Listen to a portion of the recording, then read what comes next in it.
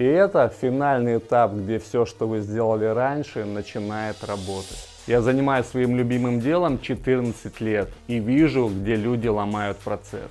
Спокойный котенок, лоток закреплен, есть доверие. Сейчас у меня на плече котенок Алита, и она наглядно вам показывает, к чему может привести правильная адаптация котенка. И это неудача, это система первых 2 недель. Если вы хотите пройти адаптацию без ошибок, напишите мне слово «котенок».